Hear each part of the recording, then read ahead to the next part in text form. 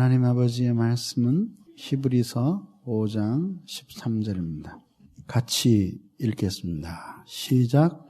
대저 젖을 먹는 자마다 어린아이니 의의 말씀을 경험하지 못한 자요. 아멘. 기도하시겠습니다. 신실하신 하나님, 오늘 이 시간에도 저희 부족한 사람들이 여기에 모여 하나님 앞에 기도하오니 오늘도 이 집회의 마지막 시간에 우리에게 충만한 은혜를 내려주시옵소서.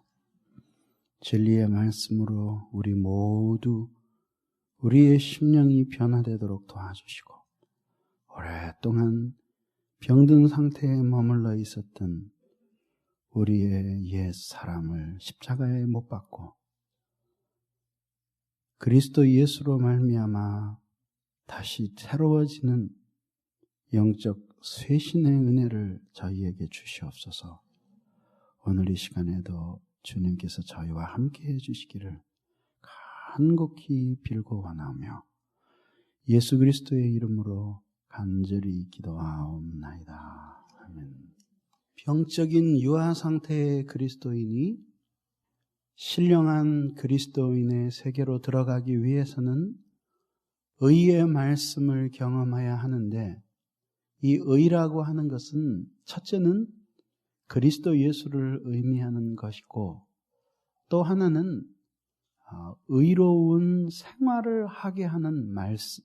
그러니까 이 의는 첫째는 의의 말씀은 첫째는 그리스도에 대한 말씀이고, 그리고 두 번째는 의로운 생활을 하게 하는 말씀을 의미하는 것입니다.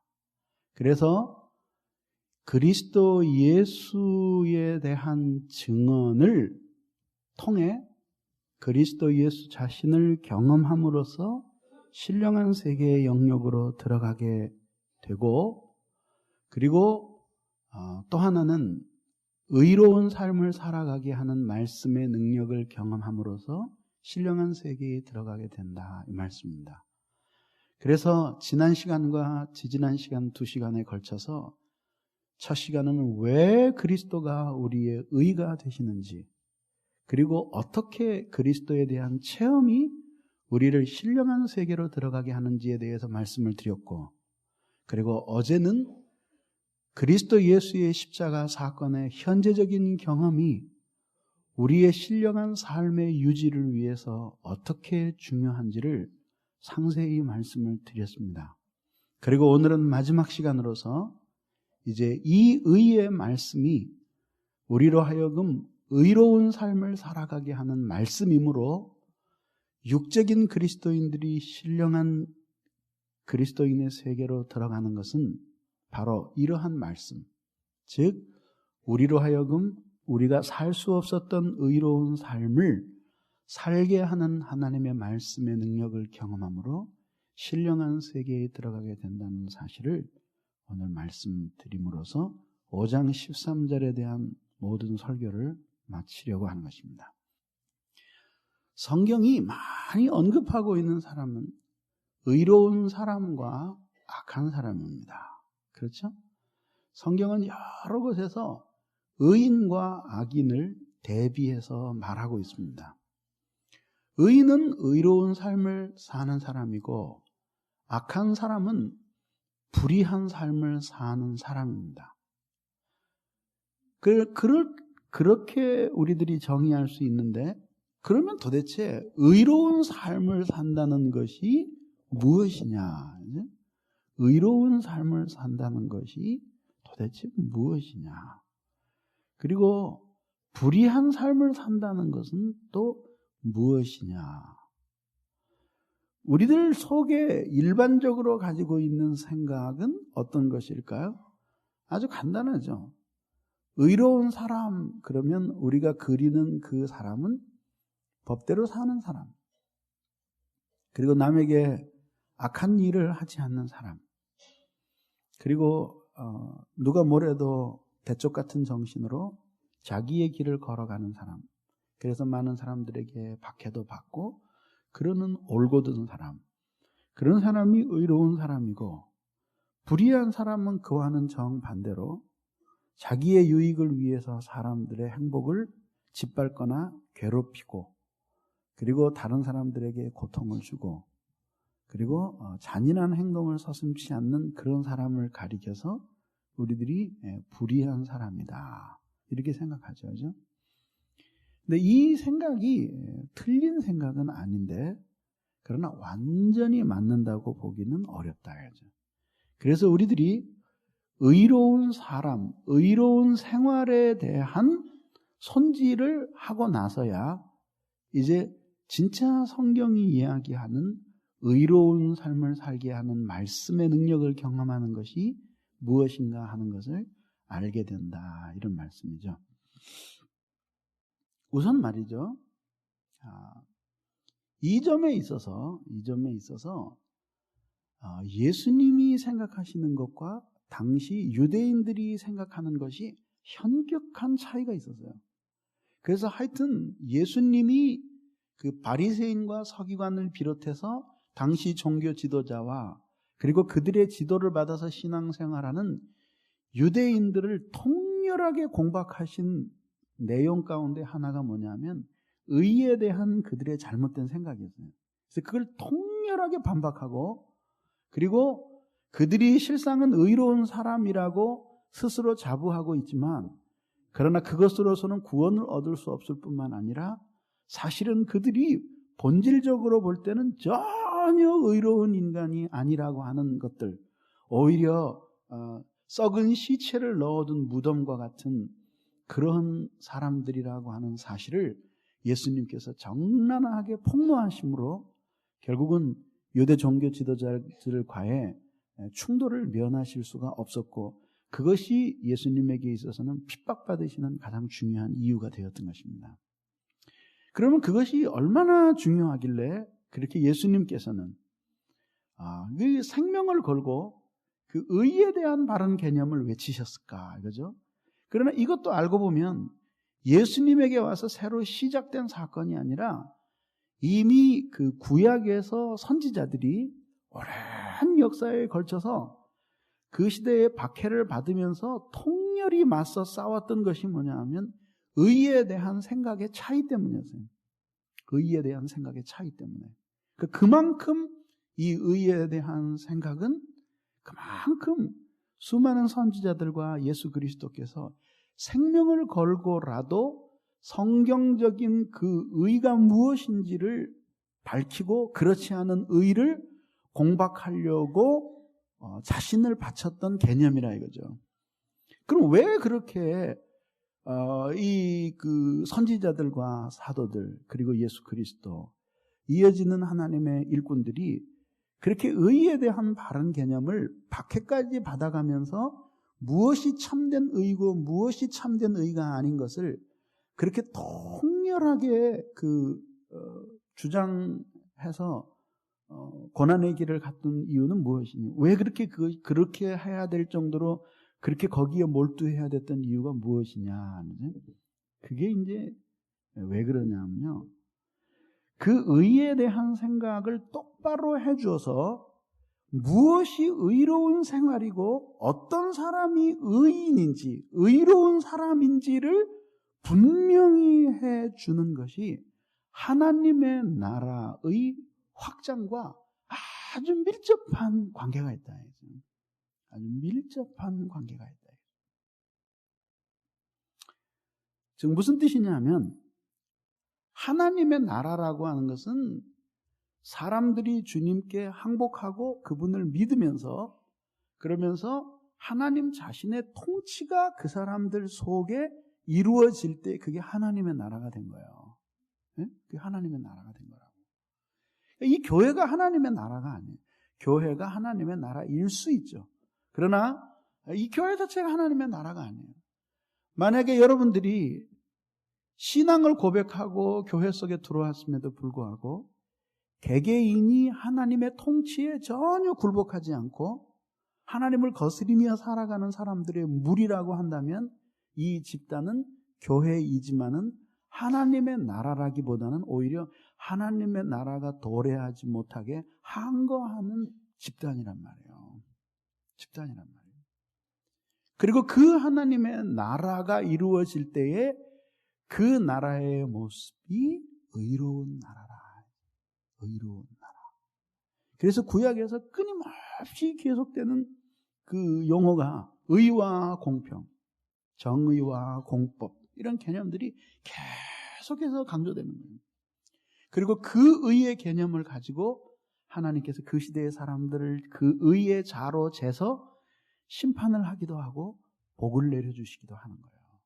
그러니까 이 의로운 생활, 의로운 사람의 개념이 잘못 수립되고 나면 그럼 그 시대에 태어난 많은 사람들이 자기가 사실은 의로운 삶을 살지 않으면서도 의로운 삶을 살고 있다고 믿고 그리고 자신이 의인이 아니면서도 의인이라고 착각을 하는 거죠. 그렇죠?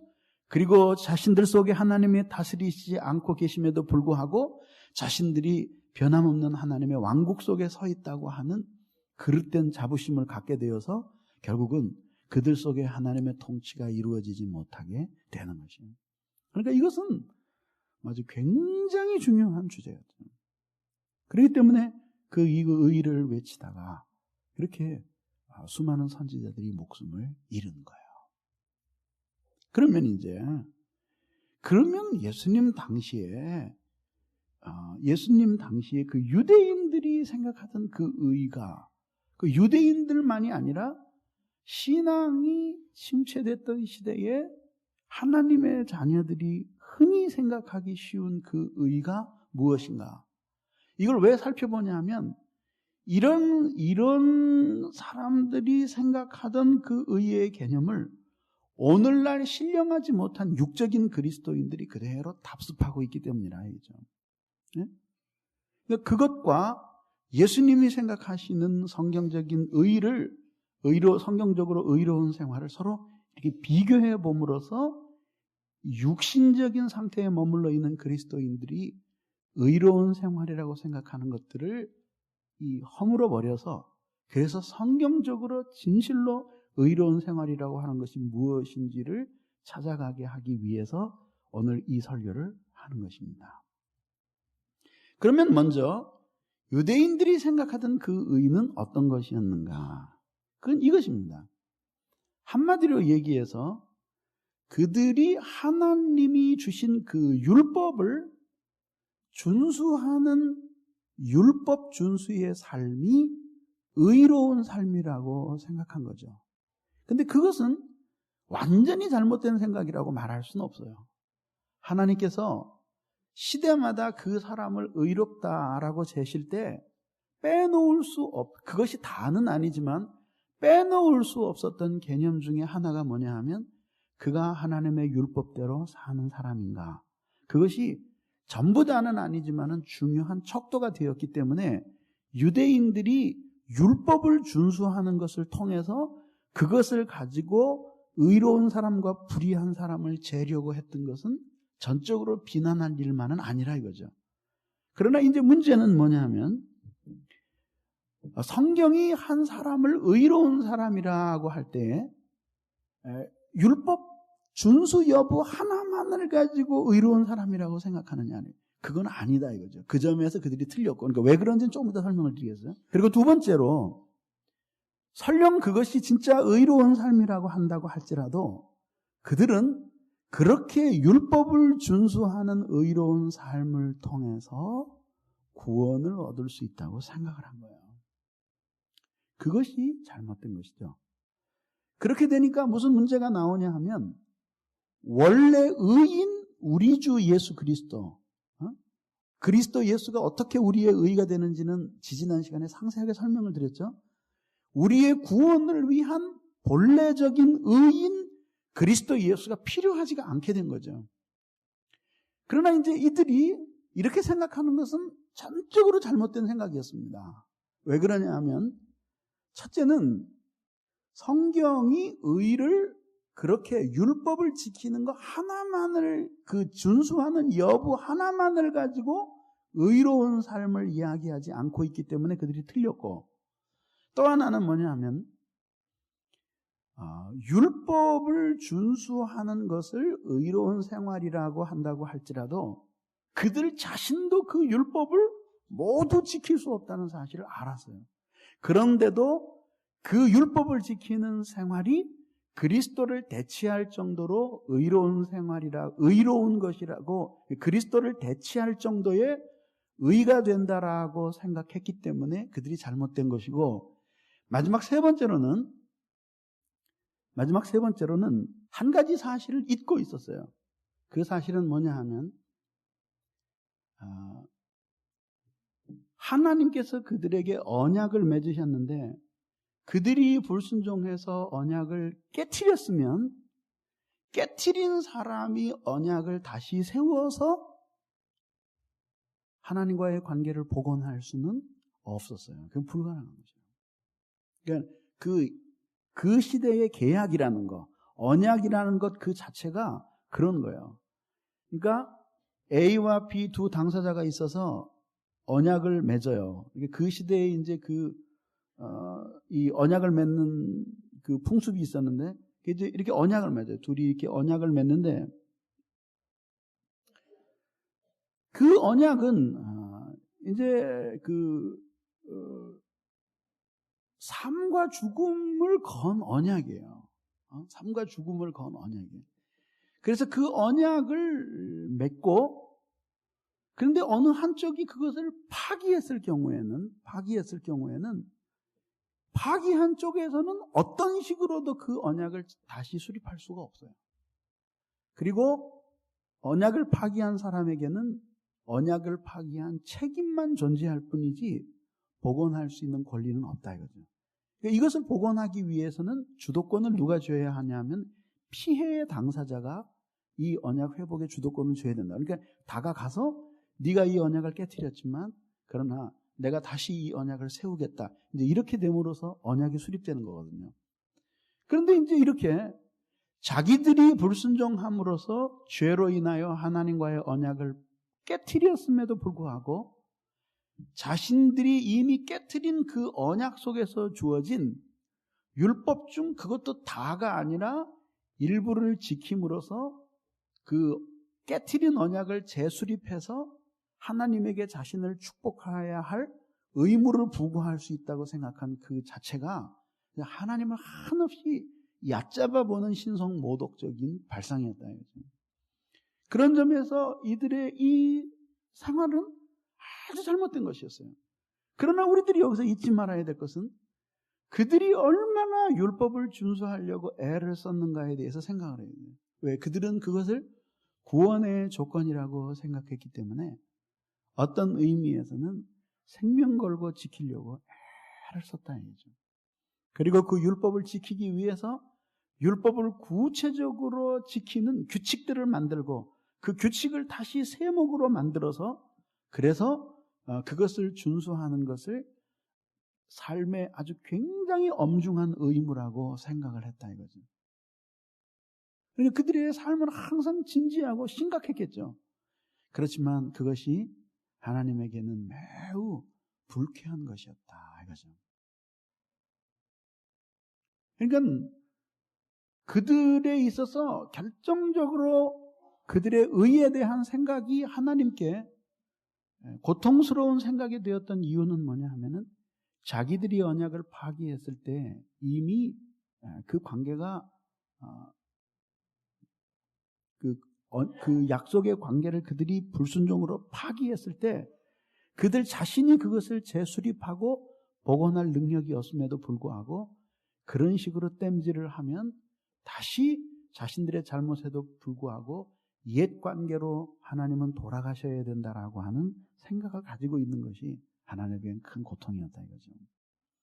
그렇기 때문에 그들은 그런 구조 속에서 우리들의 무능한 그 죄와 불순종에 대해서 그 모든 걸 짊어지고 대신 죽으셔야지만 우리의 의가 성취될 수 있다라고 하는 그런 그리스도 예수에 대한 필요를 느낄 수 있는 여지가 있어요, 없어요? 전혀 없는 거죠. 그랬기 때문에 예수 그리스도께서 오셔서 십자가에 못 박혀 죽으셔서 그들을 구하셨는데도 그들이 도저히 그것을 받아들일 수 없었던 이유가 바로 그거예요. 그 복음 전파의 선두주자였던 사도 바울 자신도 그것을 받아들일 수가 없었던 거지. 그런 유대인의 입장에서 하나님의 의, 그리고 의로운 생활, 의로운 사람, 이것에 대해서 생각이 이런 식으로 갔기 때문에 도저히 그것을 받아들일 수가 없었던 것이죠. 그러면 이제 예수님이 생각하셨던 성서적인 의는 무엇이냐, 그죠? 성경적으로 볼 때 그 의로운 것은 무엇이냐? 그것은 율법을 준수하는 것을 포함하고는 있지만은 그것보다도 더 중요한 것이 있었어요. 그것은 뭐냐면 두 가지로 설명될 수 있는데, 하나는 그 성경에서 이야기하는 의로운 사람이라고 할 때에는 내면의 세계는 어떠하든지 그저 율법을 준수하고 지키는 사람이 의로운 사람이 아니라 하나님과의 관계에서는 하나님을 깊이 사랑하고 경외하는 사람이어야 한다는 것이었어요. 여러분들은 누가복음 18장에 보면은 불의한 재판장의 비유가 나오죠. 그 사람이 불의한 것은 무엇 때문이었어요? 재판을 아무렇게나 하고 가난한 과부를 억압하고 그랬기 때문에 불의한 사람이었죠. 그죠? 그러나 그랬기 때문에만은 아니에요. 그가 불의한 재판장으로 낙인 찍힐 수 있었던 이유는 무엇 때문이냐면 하나님을 두려워하지 아니하고 사람들을 멸시하는 사람이었다. 성경이 이렇게 묘사하고 있어요. 그러니까 의롭다라고 하는 그것이 얼마나 의롭다라고 하는 것이 가지고 있는 가장 중요하고 폭넓은 개념이 보이지 않는 하나님에 대한 인격적인 사랑과 경외예요. 이것이 오히려 율법의 조항 자체를 외부적인 삶으로 준수하느냐 안 하느냐보다도 그 사람을 의로운 사람이냐 아니냐를 평가하는 굉장히 중요한 조건이 되는 거예요. 뭐 굉장히 많지만 또 하나 들어보죠. 고넬료는 의로운 사람이었죠. 그죠? 의로운 백부장이었다고 묘사하잖아요. 의로운 사람이었습니다. 그 사람이 왜 그랬습니까? 기도와 구제에 힘쓰던 사람이었죠. 근데 그 사람에 대해서 성경이 뭐라고 소개하냐면 하나님을 경외하던 사람이었다고 소개를 한다. 단지 물건을 팔아서 이웃에게 나눠줬기 때문에 의로운 사람이 아니라 그러한 행동과 삶을 하게 한 원초적인 내면의 세계가 있었는데 그것이 뭐냐 하면 이방인이었지만 보이지 않는 하나님을 깊이 사랑하고 경외하는 사람이었단 말이죠. 좀 더 옛날 시대이긴 하지만 노아를 거슬러 올라가면 그는 당세의 의인이요 완전한 의인이요 당세의 완전한 자라 그랬잖아요. 그때 노아 시대는 아직까지 율법이 들어오기도 전인데, 그지? 그러면은 그를 무엇을 가지고 그를 의로운 사람이라고 잴 수가 있겠느냐고요. 그렇잖아요. 어? 논리적으로 그런 모순이 생기잖아요. 그런데 유대인의 생각에 의하면 그렇다면 율법이 들어오기 전에는 의인의 개념이 성립되기가 굉장히 힘든 거예요. 그렇죠? 율법 준수 여부를 가지고 의인을 따지니까. 그러나 율법이 아직 확정되지 않던 때에도 의인은 존재했었다. 얘기죠. 에녹과 같은 사람은 우리 의로운 사람이라고 말할 수 있잖아요. 그렇죠? 또 아벨과 같은 사람. 그런 사람들의 공통점이 무엇이었어요? 구체적으로 외부적으로 어떤 율법과 계명을 지켰다라고 말하기 이전에 그들이 그 시대에서 뛰어나게 하나님을 사랑하고 여호와 하나님을 경외하던 사람들이었다.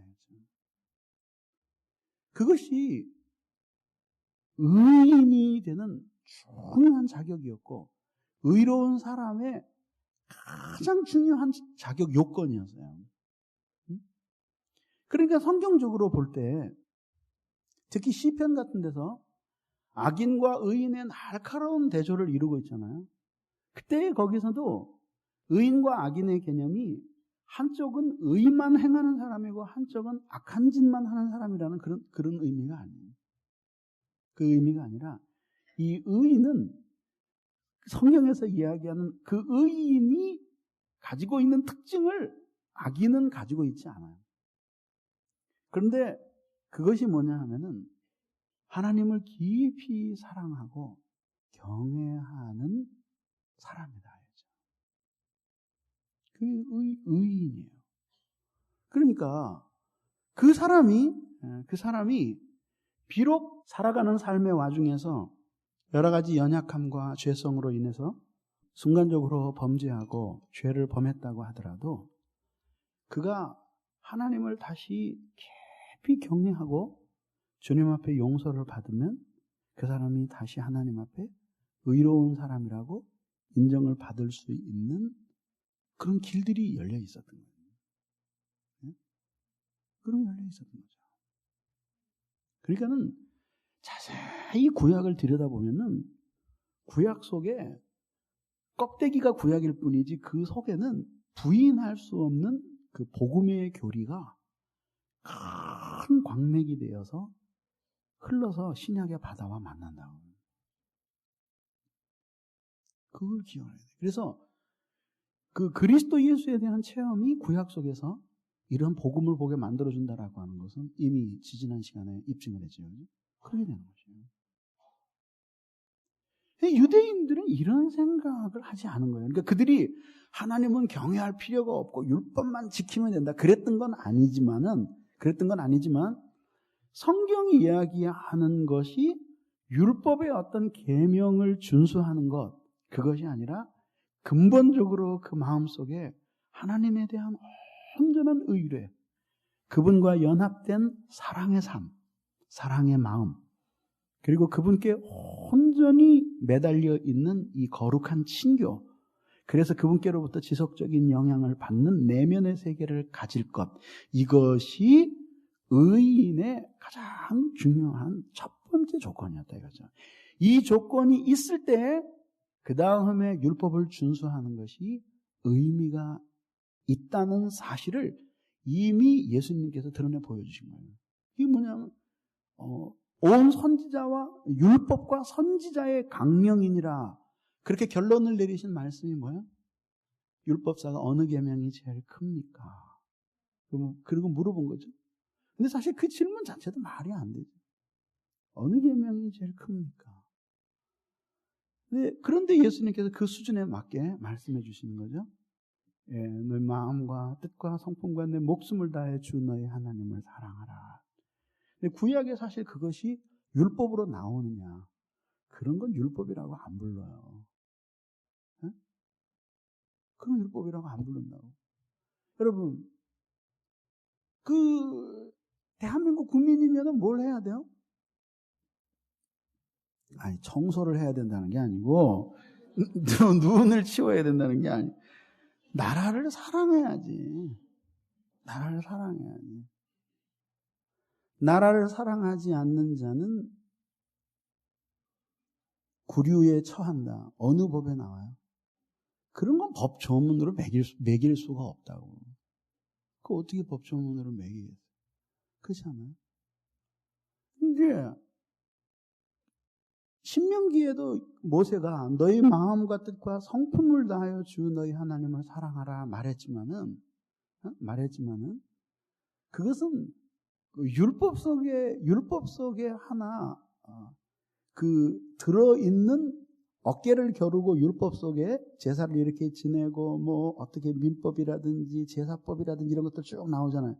그런 것들과 어깨를 겨루고 거기 설 수 있는 한 율법의 조항이 아니죠. 아니고 이거는 율법 전체를 지켜나가야 할 하나님의 자녀, 당시 이스라엘 백성들의 그 내면의 세계가 어떠해야 되는지를 보여주는 총체적인 말씀이에요. 근데 예수님께서 그러시잖아요. 이것이 온 율법과 선지자의 강령이니라 할 때 그 강령이라는 히라버가 벽에 박힌 못이에요.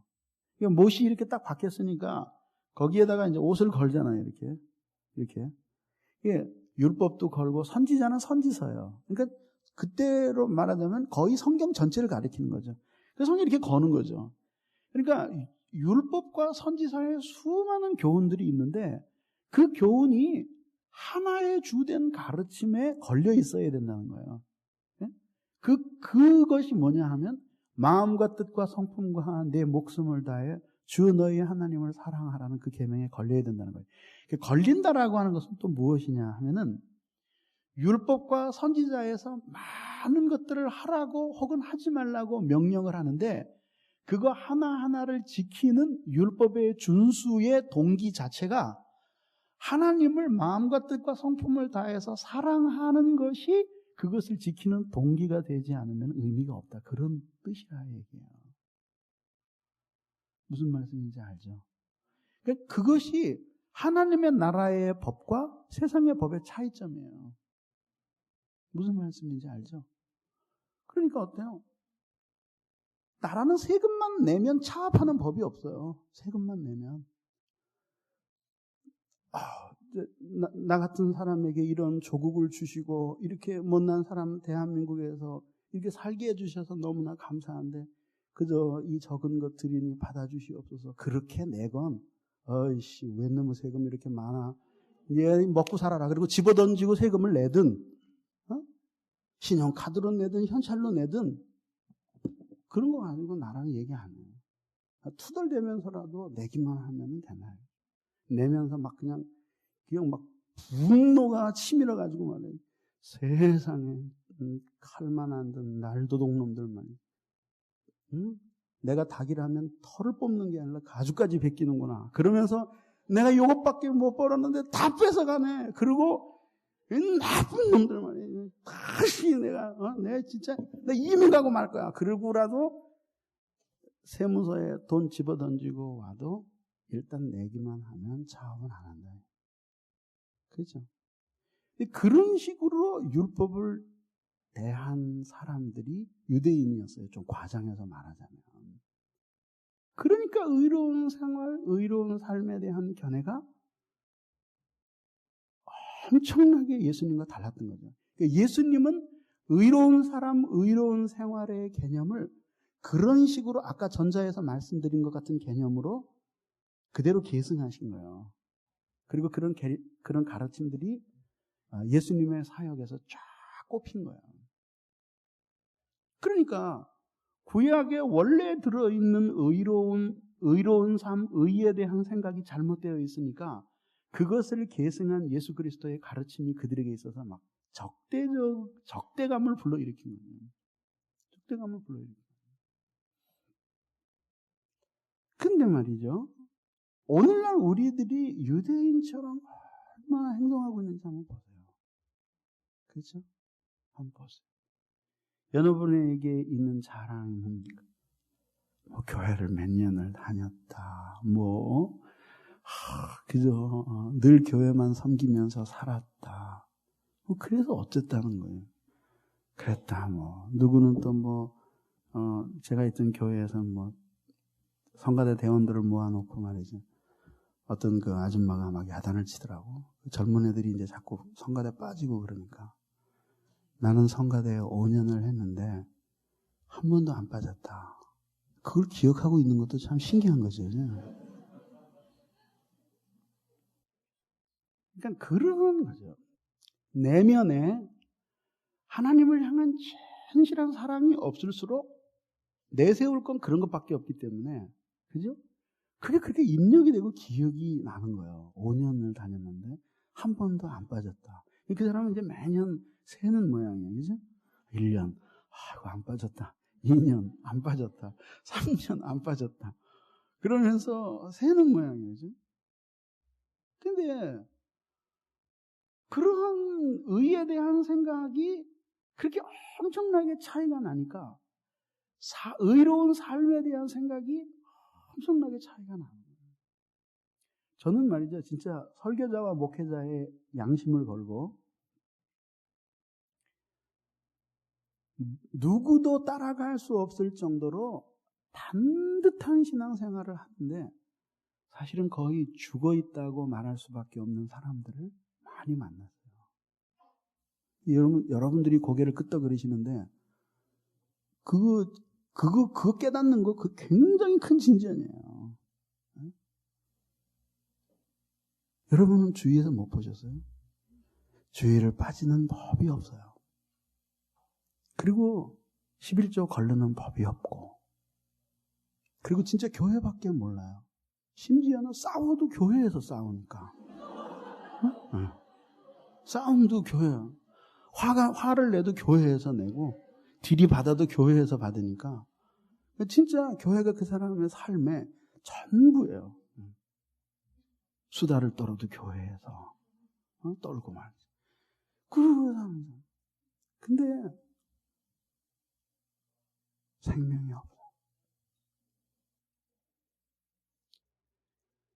그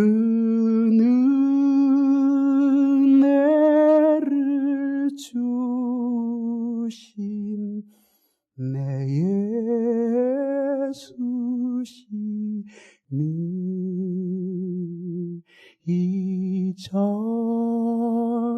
이전보다 더욱 사랑합니다.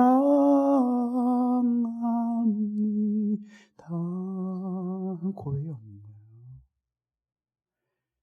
그래서 확 꽃피운 것이 뭐냐 하면은 외식이에요. 외식이 꽃피우는 거예요. 밖에 나가서 짜장면 사 먹는 그 외식이 아니라 외식이 아니라 외식은 간단한 거예요. 속에 있는 마음의 정서와 다른 행동을 함으로써 사람들에게 인정받고자 하는 것이 외식이에요. 외식? 이게 쉽게 얘기하면 주님을 뜨겁게 사랑하고 경외하는 사람이 주를 위해서 섬기는 것은 헌신이에요. 주님을 하나도 사랑하지 않으면서 주님을 섬기는 모습을 하고 그것을 통해서 사람이 자신을 인정해 줄지도 모른다는 것에 대해서 희망을 걸고 있는 행위는 그것이 뭐예요? 외식이란 말이에요. 외식. 그래서 의에 대한 그런 생각을 가지고 있었기 때문에 그 바리새인과 유대 종교 지도자들과 유대인들 속에 그 외식이 찬란하게 꼽힌 거예요. 거품처럼. 근데 그것이 사실 하나님 없는 악의 덩어리였단 말이죠. 그걸 예수님이 칼을 들고 공격을 하신 거예요. 그러니까 어때요? 유대인들이 생각했던 그런 개념으로 의로운 삶을 사는 사람들에게는 진실을 찾아보기가 힘들어요. 이 진실이라는 것이 어디에서 나와요? 네? 진실이라는 것은 그 하나님을 인격적으로 사랑하는 데서 우러나오는 거예요. 그게 진실이에요. 그게 무슨 뜻이냐면은 주님이 인정해 주시는 것이 수많은 사람이 인정해 주는 것보다 더 중요하다고 생각하는 거. 그러기 위해서는 하나님 앞에 가장과 가식, 위선 이것이 통하지 않는다고 하는 것을 알게 되잖아요. 그러니까 그리스도인이 진실해진다, 정직해진다라고 하는 것은 하나님을 인격적으로 만나고 그분의 사랑을 알면 알수록 그렇게 되는 거예요. 그분의 사랑을 알고 그분의 인격을 경험하면 경험할수록 진실한 사람이 되어가는 거예요. 그리고 진실의 가치를 알고 정직의 가치를 알게 되는 거예요. 그러면 이제 여러분들이 이렇게 얘기할 수 있잖아요. 아유, 목사님, 그거는 아닌 것 같아요. 내가 보니까 진짜 예수님 뜨겁게 사랑하는 형제 자매들 많더라고요. 기도의 시간마다 펑펑 울고 교회 가면 그저 방방 뛰면서 철야하고 그런데 학교 가면 늘 컨닝하던데요. 사업하면 이중장부 제일 먼저 쓰고 맨날 세금 조정하러 다니고 그러던데요.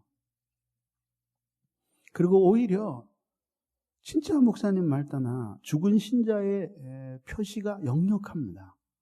예배 시간에 늘 숙명처럼 졸고 그리고 말씀이 심겨지지도 않고 그러는데도 컨닝이라는 모르는 걸 모르고 그저 신호등 한번 빨리 건너는 적이 없고 교통 위반 한번 하는 적이 없는 정직한 사람은 있는데 그러면 그런 건 어떻게 설명할 수 있습니까? 근데 그거는 달라요.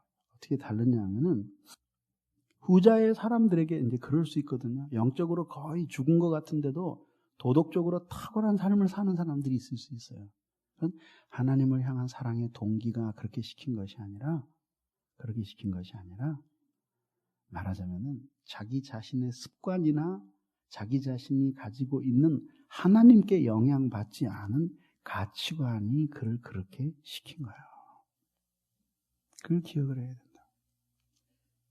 언젠가 한번 신문에 보니까 박정희 대통령을 회고하는 어떤 사람이 글을 썼는데 무지무지하게 그분을 존경하는 거예요. 그리고 글을 썼는데 돌아가시고 나서 청와대에 가서 화장실을 열어보니까 벽돌 2장이 딱 들어있더라고요. 수세식 변기 속에.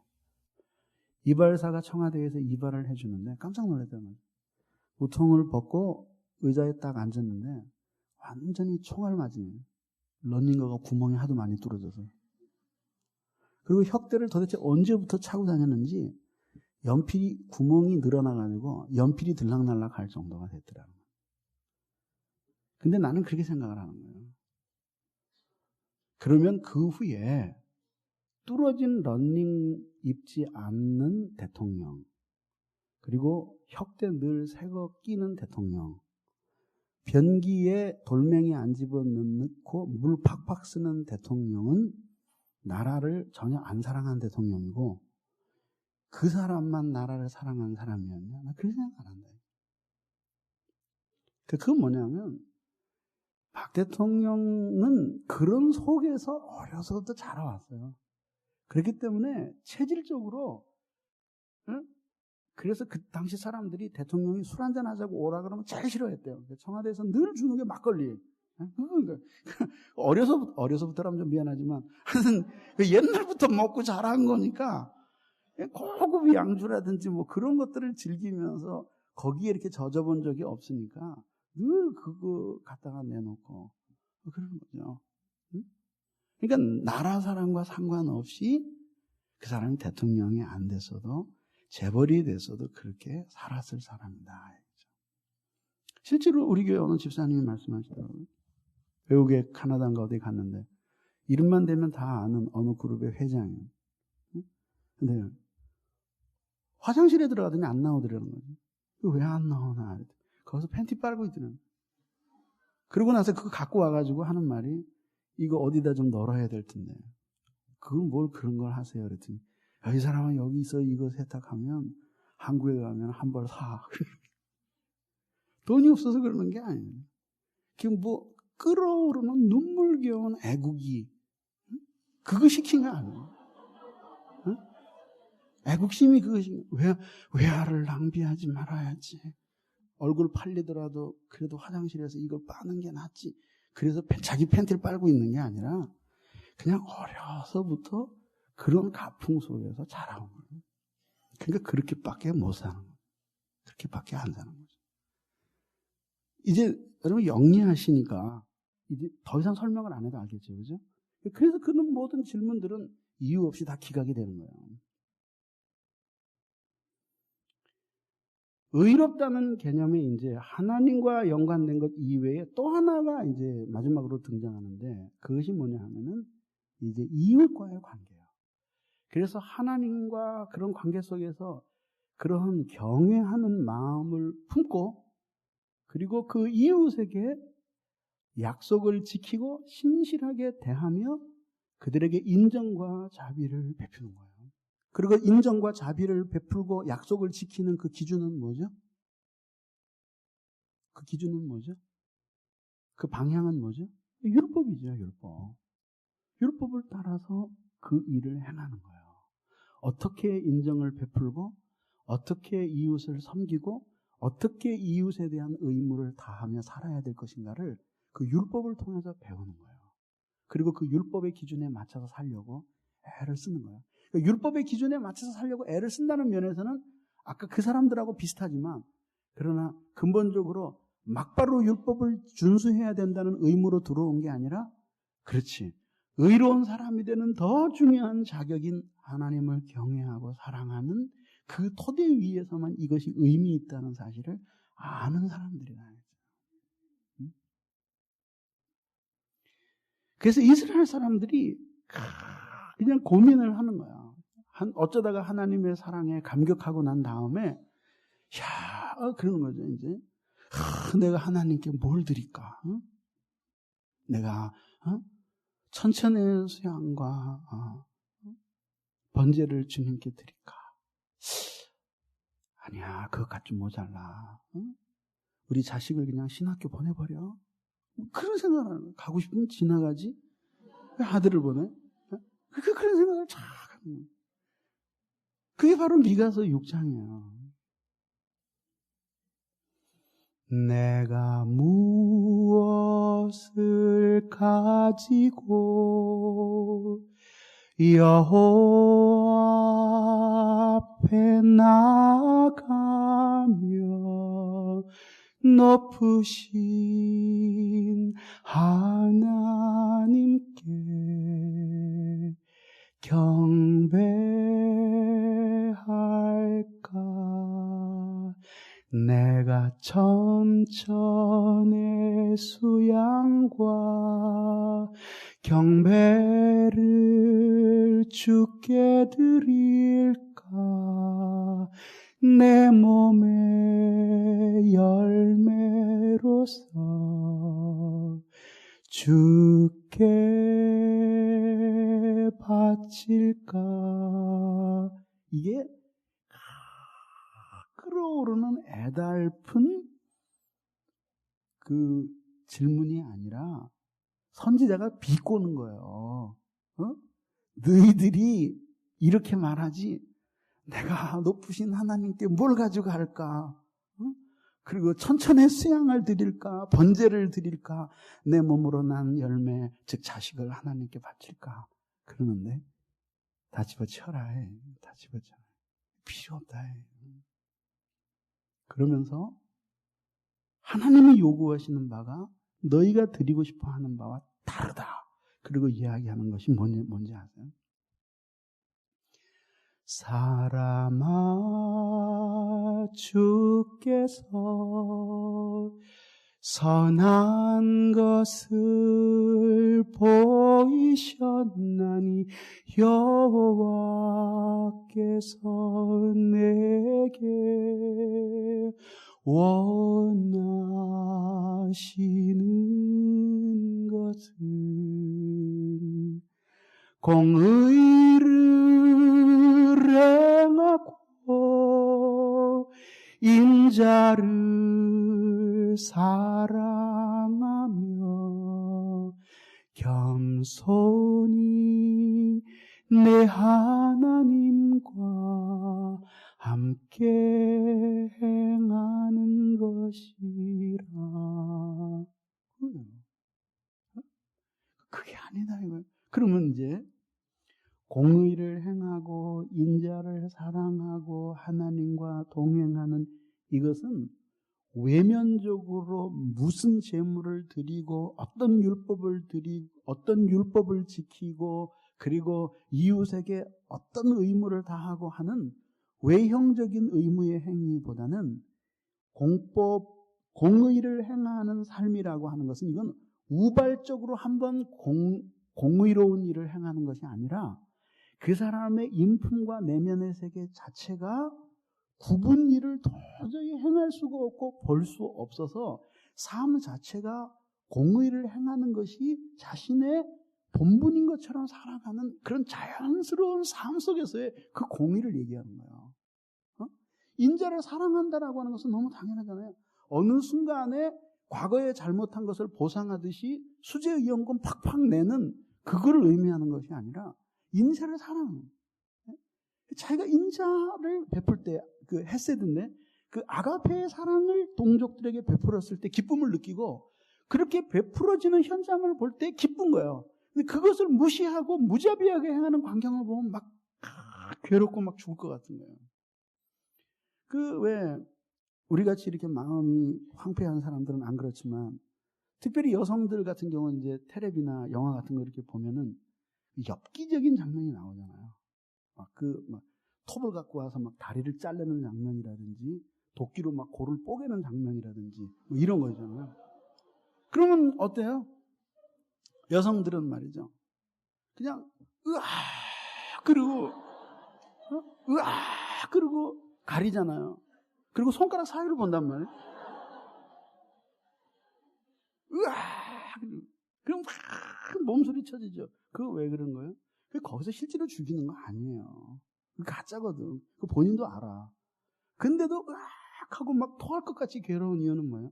내면의 세계가 그것에 전혀 익숙해지지 않은 거예요. 그런 게 익숙한 거 아니에요. 그런데 그런 여성이 둘이 서로 사랑하고 막 이렇게 그 서로를 위해주고 그러는 거를 보면서 으악 이러는 사람이 있는 거예요.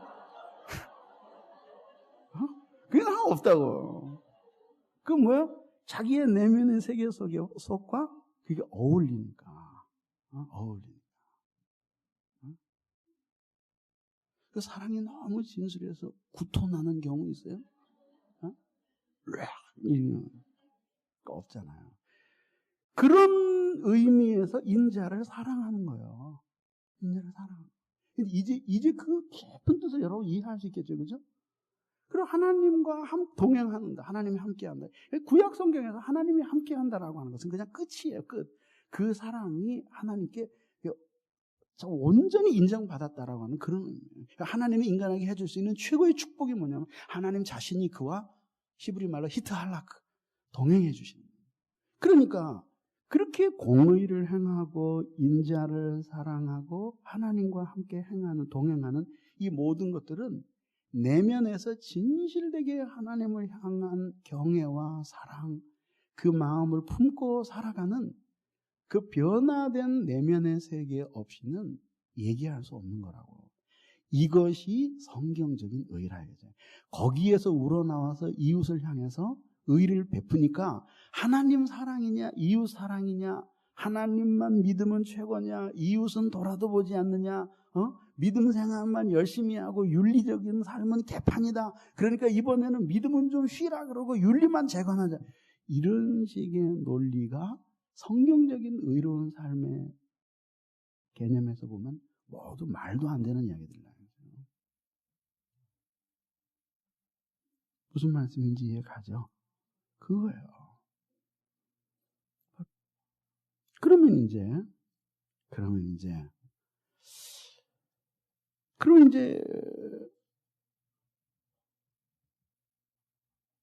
우리가 여기서 생각해야 될 것이 또 무엇이냐면 이런 생각은 이제 우리들이 하게 되잖아요. 무슨 생각이냐면 그렇다면 그게 진실이라면 성경이 얘기하는 의로운 사람이라고 하는 것은 단순히 눈에 보이는 어떤 계명을 준수하면서 사는 사람이 아니라 의롭지 않은 사람하고는 완전히 다른 내부 구조를 가지고 살아가는 사람이라는 것이 이제 명백해지잖아요. 이해 가시죠? 의로운 사람에게는 악한 불의한 사람들에게는 없는 그 무엇이 있어요. 이게 뭐냐면 하나님을 향한 인격적인 사랑과 경외의 마음. 그리고 그런 마음이 있기 때문에 그분의 성품에 어울리는 삶을 살 때 그 사람들에게 기쁨이 되는 거예요. 공의로운 삶은 어때요? 하나님의 의로운 성품과 끊임없이 만나니까 의로운 삶을 살아야지만 그분과의 교제를 촉진한단 말이에요. 자비한 삶을 사는 것은 그 자비로운 삶을 살 수 있는 영향을 지금 자기가 사귀고 있는 친교 속에 있는 하나님께로부터 공급을 받는 거죠. 이렇게 이웃을 향한 윤리적인 삶과 하나님을 경외하는 이 삶이 한 덩어리로 되어 있다고 보았기 때문에 그러니까 하나님을 경외하고 사랑하는 그 삶이 그 정신이 내면의 세계가 핵이고 그것을 싸고 있는 껍질이 바로 이웃을 향한 의로운 삶이고 그리고 그 전체가 바로 의인의 삶의 구조라 이거죠. 삶의 구조라.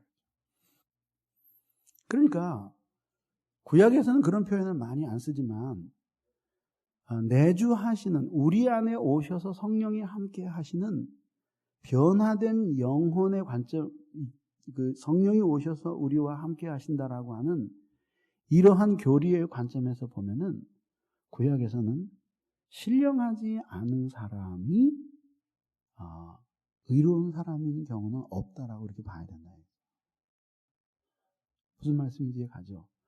한 사람이 철저하게 자아중심적이고 자기중심적인 사람이 신령한 변화를 받지 않고 그게 구약시대든지 신약시대든지 어떻게 눈에 보이지 않는 하나님을 사랑하겠어요? 그게 말이 되느냐.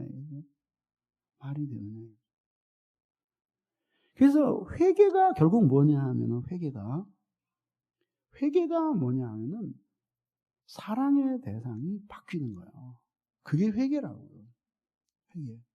그래서 이전에 자기가 이렇게 죄 가운데 살다가 어느 순간에 깊이 회개하고 나면 두 가지 느낌을 받게 되는데 하나는 굉장히 가볍다고 하는 것을 느껴지고 또 하나는 뭐냐 하면은 이상하게 그렇게 심오하게 회개하기 전에 깊이 회개하기 전에 사랑했던 것이 이제는 사랑이 안 되고 그리고 예전에 사랑하지 않았던 주님이 사랑스러워지는 그 사랑의 대상이 바뀌는 것이 그게 회개예요.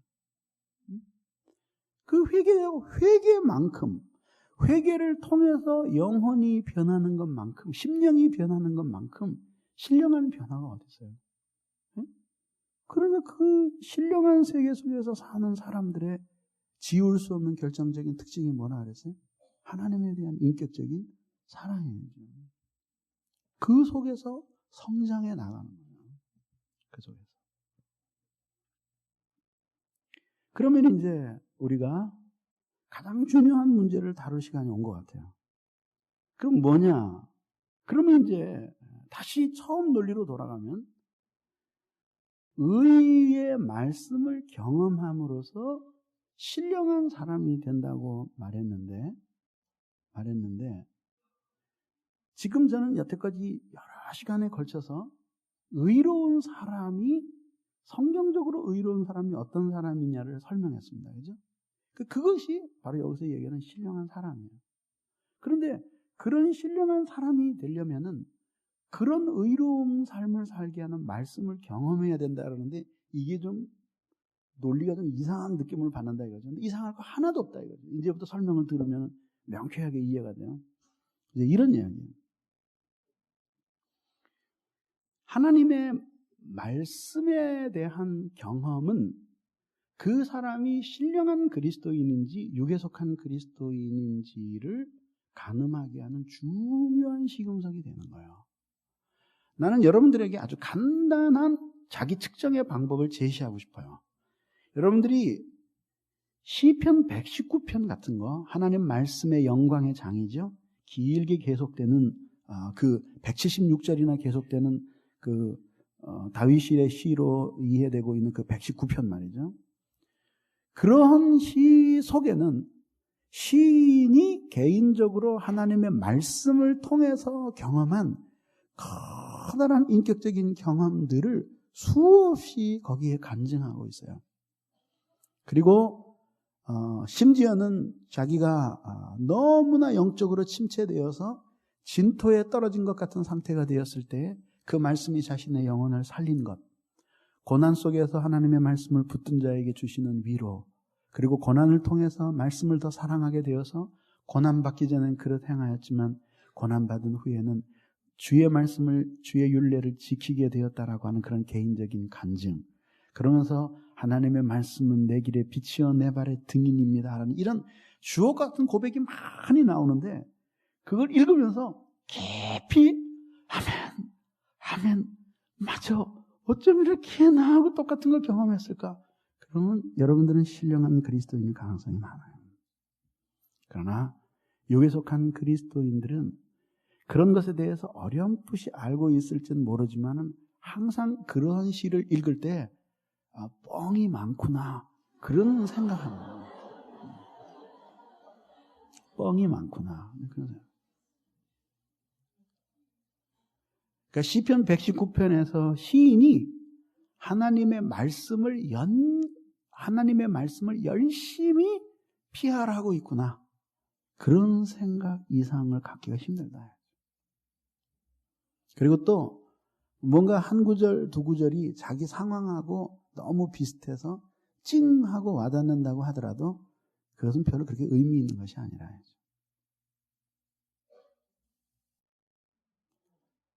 왜 이 말씀을 드리냐 하면은 이 하나님의 말씀을 경험한다.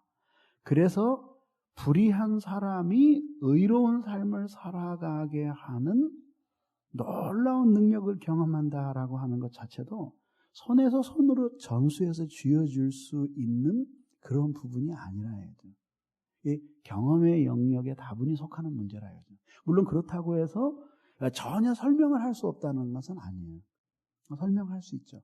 그러나 이제 그 설명만으로는 충분하지 않고 설명을 듣는 사람들 자신이 그런 말씀의 능력을 경험함으로써 신령한 사람들이 되어간다. 이런 이야기죠. 이런 이야기입니다. 그러면은 우리는 이제 이런 생각을 하게 돼요. 그렇다면은 이제 결론은 났네요. 무슨 결론이 났을까? 난 진짜 그 의의 말씀을 경험하고 싶다. 그리스도를 경험하는 것에 대해서 이미 어디까지 말씀드렸습니까? 그러면 난 목사님의 이야기 내가 다 알아듣겠는데, 근데 내게 문제가 있습니다. 여러분이 이제 질문을 하는 거예요. 문제가 있습니다. 무슨 문제냐면, 나흘 동안의 집회를 참석하고 나니까 확실히 인정할 수 있는 사실 하나가 있습니다. 나는 병적인 유아 상태에 오래 머물러 있는 육신에 속한 그리스도인입니다. 그러나 신령한 그리스도인이 되고 싶습니다. 당신이 생각하는 것처럼 맞습니다. 내게는 하나님을 향한 애절한 사랑도 별로 없고, 뭔가 교회도 안 빠지고 열심히 나오긴 했지만 내가 보니까 그것은 예수님 개념의 의로운 삶이 아니라 진짜 유대인 개념의 의로운 삶이었습니다. 이제 난 어떻게 해야 됩니까? 그럼 어떻게 해야 신령한 삶으로 나아갈 수 있습니까? 그죠? 이게 지금 오늘 여러분 설교를 듣고 있는 상당히 많은 숫자의 사람들이 가지고 있는 꼭 하고 싶은 질문일 거예요. 답을 드리겠습니다. 우선 첫째로 여러분들이 해야 될 것은 이제껏 여러분들이 이것만은 내가 그래도 내세울 만한 것이었다고 생각했던 그 의로운 삶에 대한 자부심을 모두 버려야 됩니다. 그리고 그것이 지푸라기와 같고 아무 쓸모없는 것이었다라고 하는 사실을 인정하면서 모두 그것에 대한 자부심을 버려야 돼요. 그리고 이런 것들을 통해서 내가 하나님 앞에 나 자신을 세울 수 있었던 것이 아니라 내가 이제라도 하나님 앞에 희망이 있는 것은 그 아우라진 삶을 살았기 때문에 하나님 앞에 지금 희망이 있는 것이 아니라 이것은 이제 모두 동기 자체도 그런 의로운 삶의 동기가 없었고 하나님 앞에 결함이 많은 의로운 행동들이었기 때문에 이것은 의미가 없고 그러나 이제 내게 희망이 있는데 그것은 우리 주 예수 그리스도가 나의 의다. 내가 이런 것들을 행했기 때문에 하나님이 나를 받아주시는 것이 아니라 이런 것들을 내가 없는 것처럼 다 내려놓고 이것에 대한 자부심을 버린다고 하더라도 나를 위해 자기를 버리신 우리 주 예수 그리스도의 십자가로 이루신 그 의 때문에 하나님이 나를 받아주실 것이다. 그 확신을 갖는 거예요.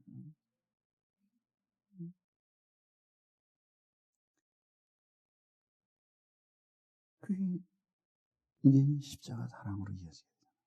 그 모두 다 버리고 나면 아무것도 없는. 빈손 들고 앞에 가 십자가를 붙드네.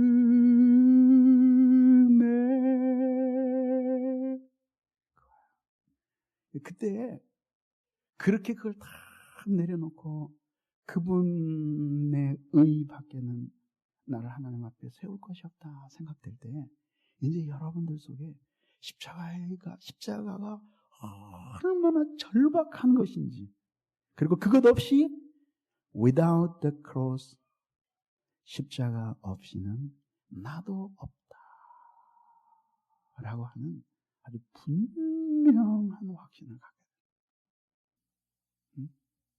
그 갖게 되는 거예요. 그게 제일 중요한 거예요. 그래서 내가 여러분들에게 실제적인 제안을 하는데, 십자가에 대해서 그냥 설교 뭐 한두 개 읽고 나서 눈물 찔끔찔끔 흘리고, 진짜 십자가의 감격, 너 십자가 생각하면서 감격해 본 적 있어? 그럼 나 없어. 그럴 때, 자식, 역시 한 수 아래구만. 그것도 하나님 없는 그 의예요. 그것 때문에 주님이 또 안 보인다고. 알긴 뭘 알아요. 여러분 십자가에 대해서 너무 몰라요.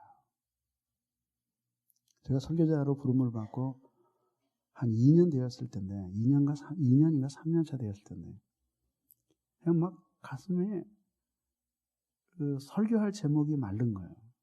뭘 설교할까?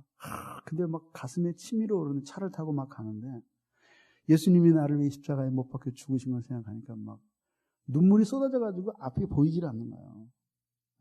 뭐 눈물이 막 쏟아지는데 왜 윈도우 브러쉬는 올렸는지 난 모르겠어요. 제가 그래요 사람이. 비가 오는 줄 알았나? 눈물이 흘러서 안 보이는데 윈도우 브러쉬로. 그래서 막 펑펑 울고 결심을 했습니다. 내가 이제 십자가에 대해서 설교하리라. 그리고 집으로 돌아왔는데, 난 진짜 그날이 내 자신에 대해서 절망한 날 중에 하나예요. 십자가에 대한 눈물, 이런 것들을 늘 간직하며 살았는데, 설교해야지 그러는데, 설교할 게 없어요. 뭘 설교해야 될지 모르겠네. 너 십자가, 그거 알아? 이건 할 수 있겠는데, 그 이상은 아무것도 없는 거야. 아니, 이건 웃기려고 하는 게 아니라 아주 진실한 고백이에요. 너 십자가 알아? 너 왜 십자가 사랑대로 안 사니? 그리고 막 울 수는 있는데 그 이상은 없다는 사실을 깨달은 거예요. 그리고 내가 뭔가 이 그리스도인으로서 중요한 교리를 결핍하고 있다는 걸 안 거예요. 그렇다고 해서 진짜 십자가에 대해서 몰랐는데 그건 아니거든요. 그러면서 그 다음서부터 이제 이걸 책을 읽고 그 다음에 묵상을 하고 성경을 살피면서 하나씩 탐독하기 시작합니다. 열린교회에서 제일 많이 반복된 시리즈가 십자가 1, 2, 3, 4, 5, 6까지가 있어요. 시리즈가. 그래서 성찬과 언약 뭐 수없어요. 그 해마다 십자가 사경할 때 십자가 얘기하잖아요. 그래서 내가 여러분들에게 부탁하는 건 뭐냐면 문서선교부 내려가서 십자가에 십자만 들어가는 것은 다 달라요. 책도 다 달라요. 이번에 나온 메시아 굉장히 그런 면에 있어서 도움이 되죠. 메시아, 피 묻은 복음에 빠져라, 십자가를 경험하라, 이런 거를 그냥 있다고 생각되는 건 싹 사가지고 가가지고 한 6개월 정도 다 집어치우고 그리고 매달려가지고 하나씩 들으면서 진짜 이 십자가가 뭔가. 그러면 수십 개의 세미나 다녀서 열리는 것보다 더 빨리 성경 전체에 흐르는 이 복음의 이 물줄기들이 확 열리게 되는 거예요. 그러니까 첫 번째 해야 될 것이 뭐라고요? 자기의 의를 버리고 그리스도 예수가 나의 유일한 의다. 그거를 가져야 되는 거예요. 그 사상을 가져야 돼요. 그리고 두 번째는 뭐냐 하면은, 두 번째는 뭐냐 하면, 하나님께서 여러분들에게 명백하게 지키며 살아라 하고 여러분에게 말씀을 해 주실 때, 여러분들의 마음에 그러니까 성경을 그냥 계속 읽으면서, 야, 이렇게 살라 그러시는구나, 이렇게 살라 그러시는구나, 이렇게 살라 그러시나, 그러면서 그 모든 것들을 다 순종하면서 살 수 있다면 아직 여러분들은 육에 속한 그리스도인이 아니에요. 그런 육에 속한 그리스도인들은 쳐다보면서 성경이 고문서처럼 보이지, 이게 오늘 나에게 막 살아서 말씀의 역사에서 나를 하여금 그냥 굴복하게 하고, 그러면 벌써 신령한 사람 된 거예요. 그러니까 그런 것까지는 못 바란다고 하더라도, 예배 시간에 나와서 설교를 듣고 꽉 하고 찔려서, 아, 진짜 내가 그거 버려야 되는구나, 이렇게 살면 안 되는구나, 그런 거 잘못이었구나 하고 깨달음이 오면 어쨌든지 지키면서 살려고 실천하는 순종에 여러분 자신을 드려야 돼요. 그것 없이는 결코 신령한 삶을 살게 하는 하나님의 말씀을 경험할 수 없어요. 근데 그러면서도 여러분들이 이제 또 다른 함정에 빠지지 않기 위해서 조심해야 될 것이 뭐냐 하면, 그렇게 하나님이 너는 이렇게 살아라 그리고 명령하실 때 아멘 하고 사는 그 삶이 열심히 살아도 그것이 여러분들의, 말하자면은 그리스도를 대신할 의가 될 수는 없다라는 사실을 늘 기억을 해야 돼요. 그러니까 여러분들이 그런 말씀에 도전을 받고 이제 의로운 생활을 해야 되겠다라고, 올바른 생활을 해야 되겠다고 딱 결심하고 살아가는 것은 그리스도를 대체하기 위한, 구원을 얻기 위한, 나 자신을 자랑하기 위한 그런 것이 아니라, 어제 말씀드린 그리스도께서 나를 위해서 십자가에 못 박혀 죽으셨는데, 그 죽으신 것이 지금 내가 짓고 있는 이런 죄를 위해서 못 박혀 죽으셨다는 걸 생각하면서 죄에 대한 미워하는 마음을 갖고, 그분께로부터 내가 한없는 은총을 입었기 때문에 이런 정도 주님이 나에게 명령하시는 것, 이건 내가 지키면서 살아야 하지만 이게 진정으로 구원받은 사람의 감사하는 삶이다. 이런 동기에서 이제 의로운 삶을 살아가는 거예요. 살아가는 거라고. 그게 개념 자체가 다르죠. 그렇기 때문에 그래서 이제 여기에서 그래서 어저께 계속 강조해서 그리스도 예수의 십자가 사건에 대한 현재적인 체험이 필요하다고 계속 강조한 게 이거거든요. 보세요.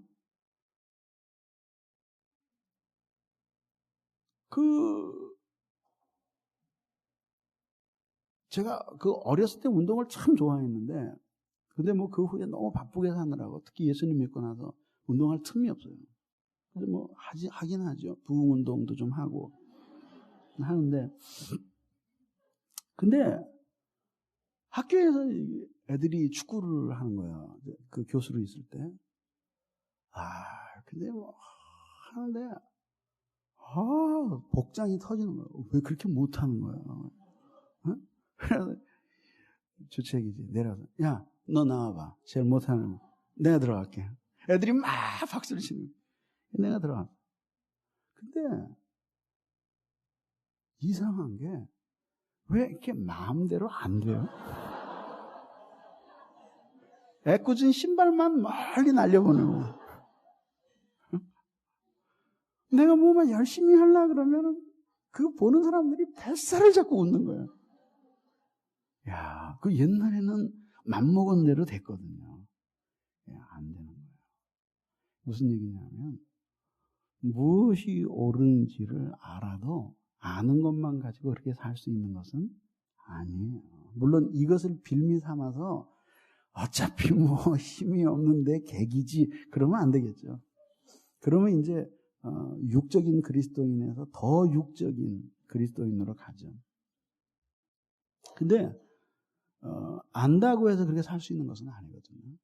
그러니까 뭐냐 하면, 실질적으로 자기가 하나님의 말씀이라고 생각하는 것들을 실천하면서 살아야겠다라고 하는 마음, 저것이 옳다라고 하는 것까지는 내가 판단할 수 있어도 그것을 살아야 되게, 그것을 실제로 살게 하는 능력은 하나님께서 여러분들에게 공급해 주시지 않으면 사실은 불가능한 경우가 대부분이라고 그러죠.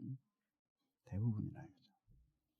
근데 이제 그럼에도 불구하고 이럴 수 없는 이유가 있어요. 이런 거, 예를 들면 왜 그렇게밖에 안 살았냐? 나는 늘 살아야 된다는 생각은 있었습니다. 그러나 거기까지는 내가 생각하는 것이지만 살게 하는 힘은 내 안에 없지 않습니까? 그래서 내가 못 살았다는 것은 하나님이 내게 힘을 안 주셨다는 거거든요. 아니, 모든 사람들이 지금 끄떡끄떡 하면서 듣는데 왜 그래요? 하나님이 안 주셨다는 거 아닙니까? 그러니까 내 의무는 무엇이 옳은가까지만 열심히 생각하고 그 다음에 나머지는 우리 주님의 것이다. 이렇게 생각하면 안 된다. 그러니까 그리스도인에게서 의로운 삶에 잊지 말아야 할 원리가 있는데 의로운 삶에 대한 그 생각에 잊지 말아야 될 원리가 있어요. 누가 저한테 메일을 보냈어요. 그냥 메일이 어떻게 많이 오는데 이제는 그거 메일 쓰는 것도 지금 보통 고난이 아닌데 답장 쓰는 것도 지금 한계에 다다랐어요. 근데 어떤 사람이 편지 썼는데 무슨 책인지 지금 기억은 안 나는데 그 책을 너무 감명 깊게 읽었는데 자기가 5번인가 6번을 읽었대요. 그래서 내가 이제 그러면서 이제 무슨 답장을 요구한 건 아니고 그러면서 막 그 책에 대한 내용을 칭찬한 거예요. 그래서 내가 답장을 썼어요. 뭐라고 썼냐면 사랑하는 지체요. 그렇게 내 책을 읽고 주님을 만나셨다니 난 너무나 기쁘고 좋습니다. 그러나 형제요, 잊지 마십시오. 거기에서 뭔가 형제에게 도전을 준 좋은 내용이 있었다면 그건 다 주님 때문이고 이게 무엇인가 말이 좀 안 된다든지 껄쩍거리는 것들이 있다고 할 것 같으면 그거는 그분의 쓰심에 내가 덜 준비되었기 때문에 완벽을 기하지 못해서 그렇습니다. 그 답장을 써서 보냈어요. 그건 진심이에요. 응?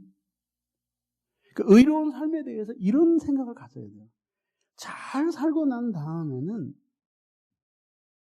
자기는 전혀 의로운 삶을 산 것에 대한 자기 역할이 없었던 것처럼 말해. 모두 주님의 은혜입니다. 나의 나 된 것은 우리 주님의 은혜일 뿐입니다. 못 살았을 때는 전적으로 자신이 다 뒤집어 써야 돼요. 그 왜 그런지 이제 이유를 설명할게요. 그렇게 의로운 삶을 살려면은 하나님이 그런 삶을 살 수 있도록 능력을 주셔야 되는데 그렇게 죄를 이기고 유혹을 이기며 승리하며 살 수 있도록 능력을 주시는 분은 주님이신데 그 주님이 누구에게 능력을 주시냐 하면 그렇게 하기를 간절히 원하는 사람에게 능력을 주시는 거예요. 그래서 둘째 날인가 첫째 날 말씀드렸던 그 통나무 자르는 이야기 했잖아요. 똑같은 거예요. 성화에 있어서 그런 거라요. 거룩해지고 싶어서 그냥 고뇌하고 애쓰는 사람에게 주님께서 거룩한 삶을 살 수 있는 능력을 주시는 거예요.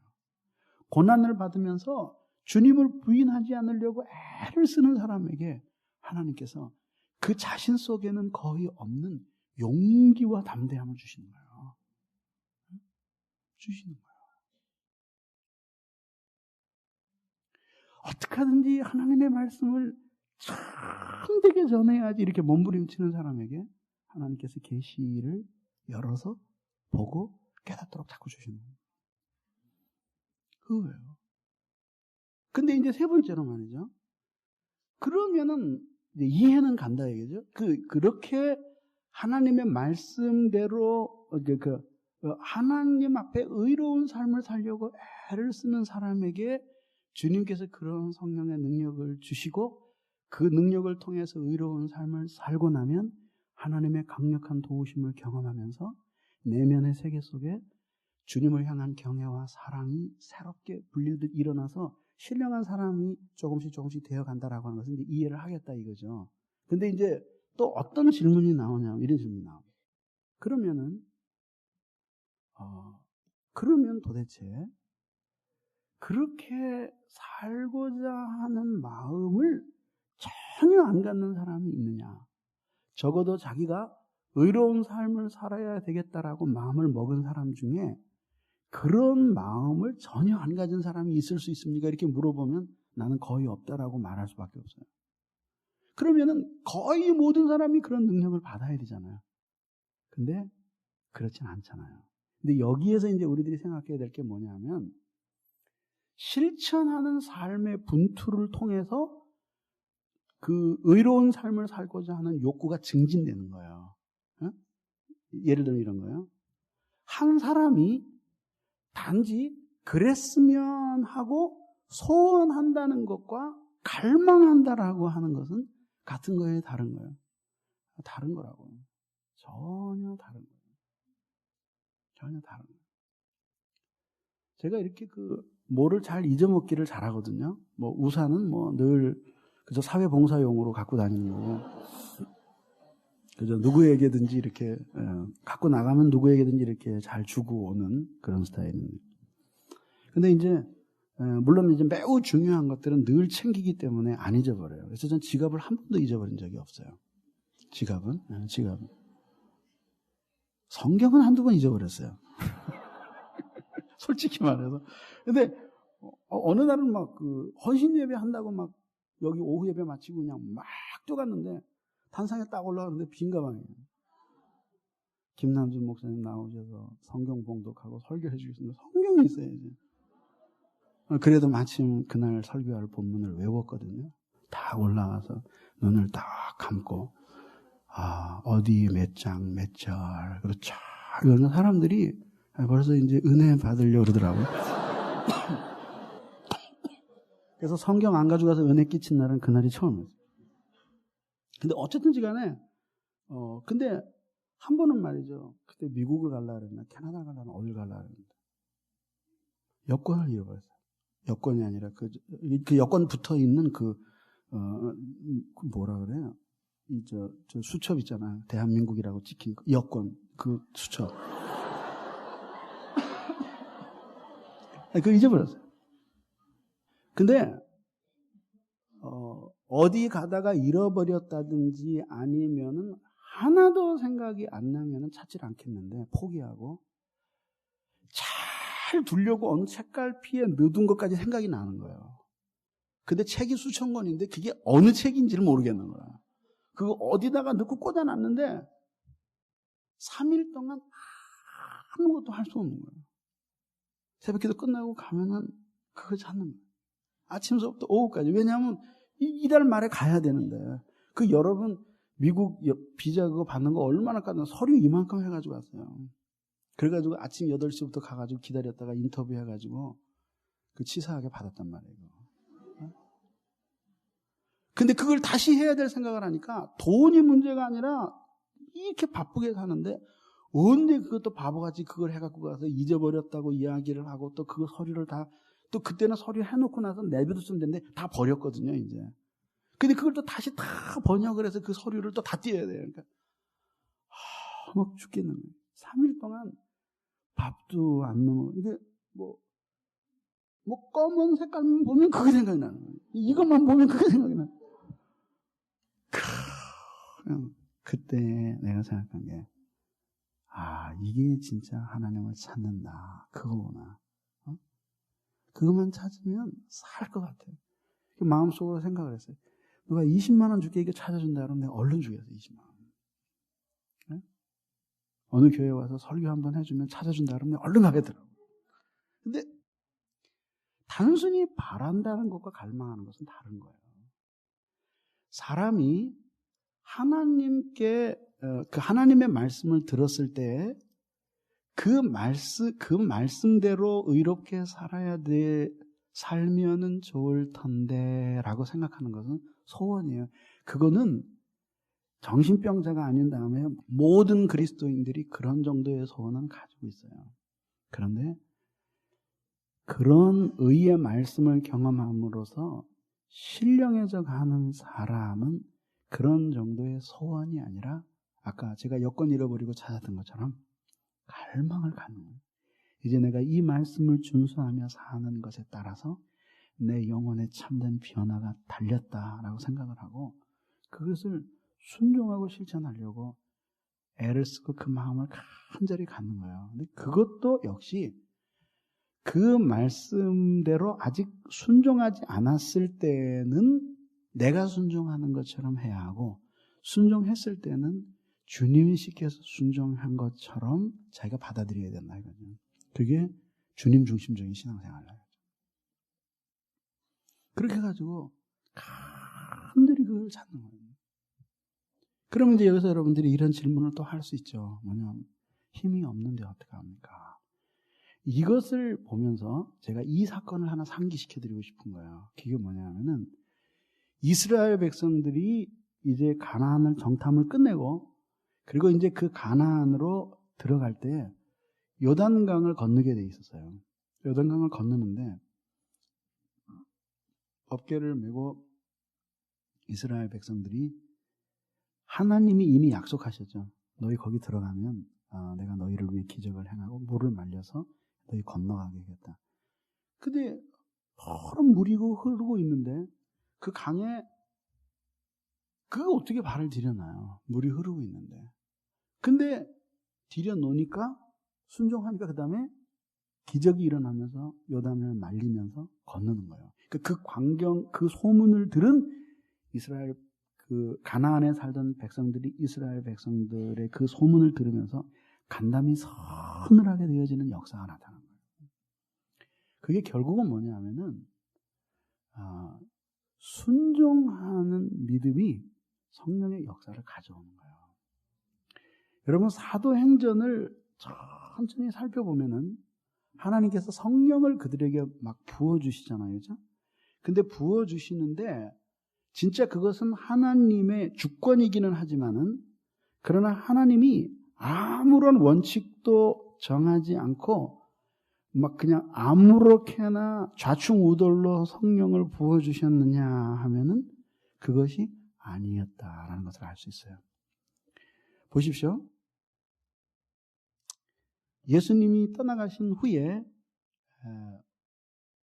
결론부터 얘기하면 성령이 오순절 강림 사건을 통해서 성령이 부어지고 그 다음에 또 사마리아 사람 사마리아에도 성령이 부어지고 이방인들에게 성령이 부어지고 고넬료 이야기 나오고 그리고 또 사장에서 핍박받던 이스라엘 그 공동체가 다시 성령 체험을 하는 장면들이 나오잖아요.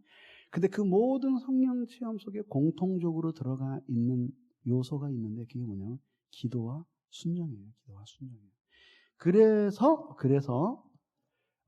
기도하다가 성령 세례를 경험하고 10장에서 기도하던 베드로와 기도하던 고넬료가 만나서 성령 부어주심을 경험하고 계속해서 그렇게 경험하게 되는데 특별히 순종에 대해서는 사도행전에서 이렇게 말해요. 우리는 이 일의 증인이요 하나님이 자기를 순종하는 사람들에게 주신 성령도 그러하니라 하더라. 그 신앙을 가진 거예요.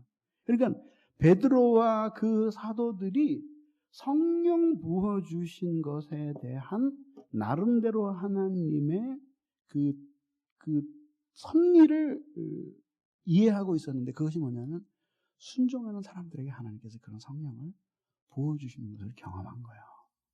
이게 무슨 얘기냐 하면은 하나님께서는 여러분들에게 없는 것을 가지고 왜 그렇게 안 하냐고 요구하시지 않아요. 여러분 우리가 바보입니까?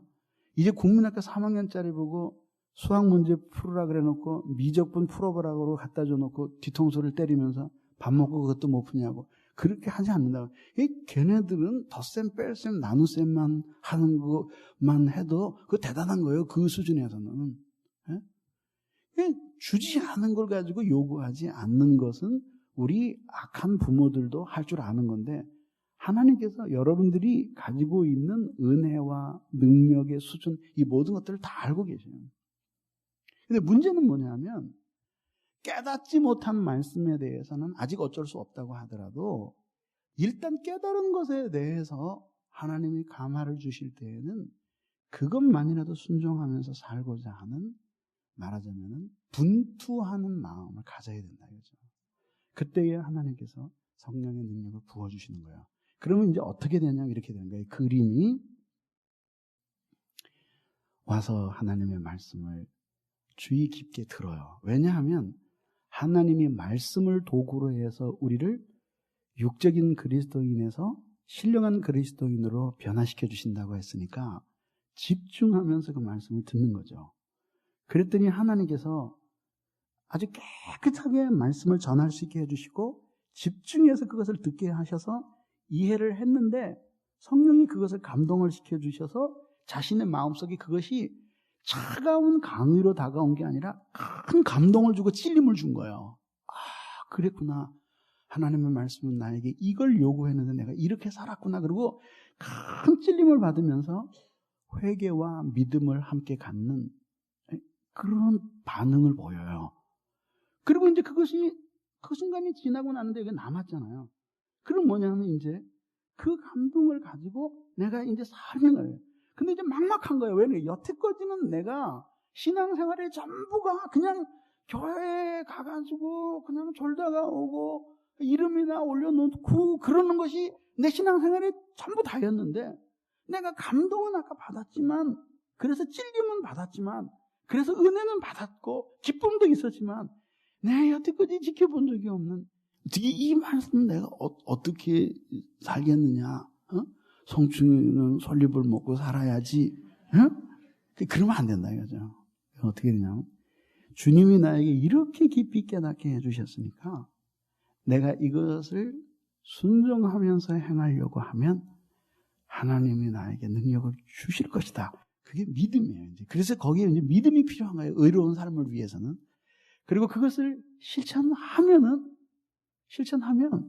하나님이 신기하게 그렇게 살 수 있는 힘을 주시는 거예요. 내 안에 사는 이 예수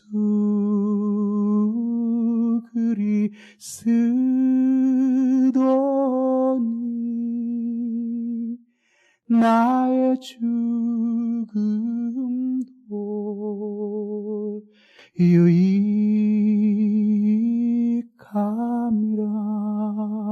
내 안에 그러면서 뭘 깨닫냐 하면, 야, 이게 도저히 내가 바라볼 수 없는 이 의롭고 거룩한 삶을 살아가게 하는데 누군가가 내 안에서 느껴지는 거예요.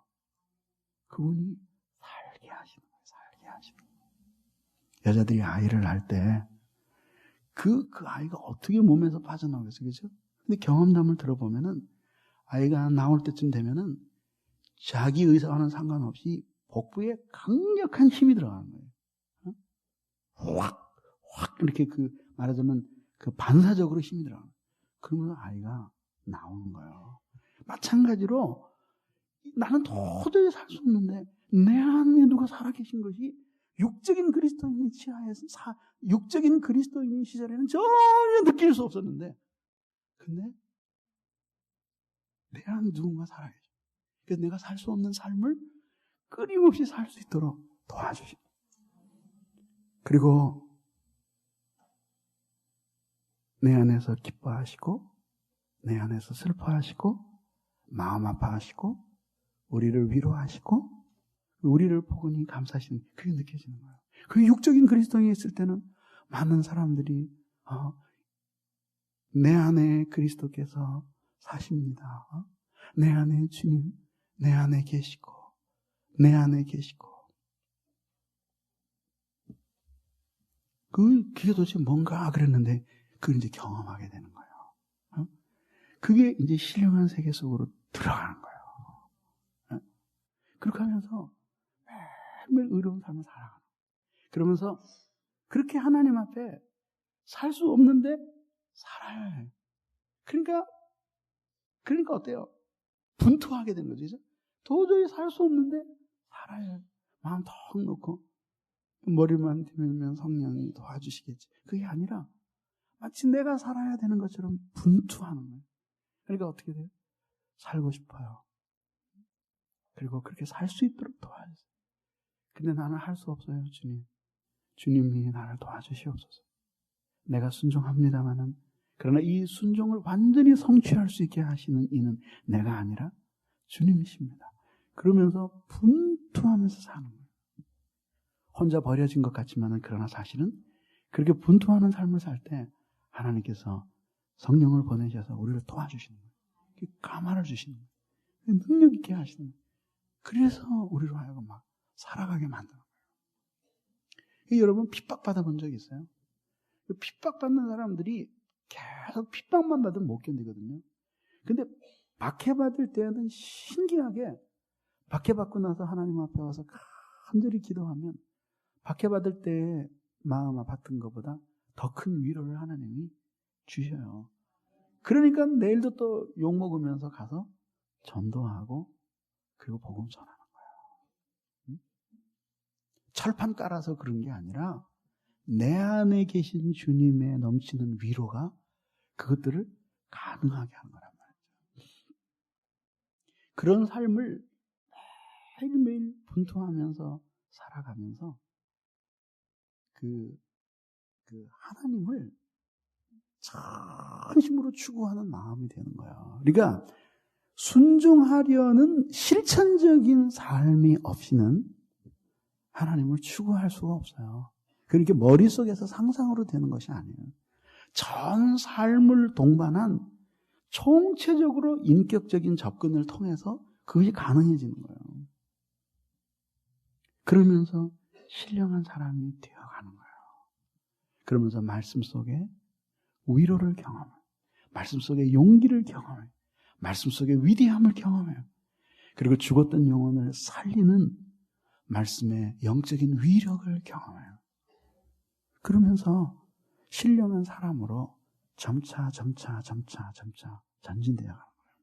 그러니까 그리스도 예수의 십자가의 사건에 대한 최초의 강력한 경험이 우리를 육적 그리스도인의 상태에서 신령한 그리스도인의 상태로 옮긴다고 할 것 같으면은 이렇게 의로운 삶을 살라고 하시는 하나님의 말씀을 지키면서 실천하면서 살려고 하는 그 몸부림이 우리를 그 신령한 세계에서 끊임없이 더 진보한 신령한 세계로 나아가도록 우리를 계속해서 성장시켜주는 거예요. 성장시켜주는 거예요. 그래서 제가 여러분들에게 몇 주 된 한두 달 전에 뭔가를 설교하면서 여러분들이 충성 시리즈를 설교하면서 여러분에게 강력하게 요구한 것이 뭐냐면 여러분들에게 철박한 기도의 제목이 있느냐고 물었죠. 주님이 오셔서 내가 너에게 뭘 들어주랴. 그럴 때 그 뭐더라 내일 말씀드리면 안 돼요. 집에 가서 의논하고요. 그거는 결국은 삶의 추구가 없다는 거죠. 근데 지금 말씀드리는 것처럼 이렇게 그런 의로운 삶을 추구하고 말씀대로 살려고 몸부림치는 사람에게 주님이 무엇을 내가 너에게 주랴 말하면 그 사람에게는 분명히 자기가 지향하는 바가 있어요. 그걸 달라고 말한다. 그걸 달라고 말한다. 그것이 하나님을 향해 마음과 뜻과 성품을 집중한 거예요. 그게 마음과 뜻과 성품과 목숨을 다해서 주님을 사랑하는 과정이에요. 그걸 통해서 하나님께서 우리를 신령한 사람들로서 만들어가게끔 만들어주시는 거예요. 그러니까 불굴의 의지를 가지고 무엇인가 깊이 몰두하면서 신령한 가치를 찾아가는 과정 없이 안수기도는 한번 받아가지고 신령한 기도가 된다라고 하는 것은 새빨간 거짓말이에요.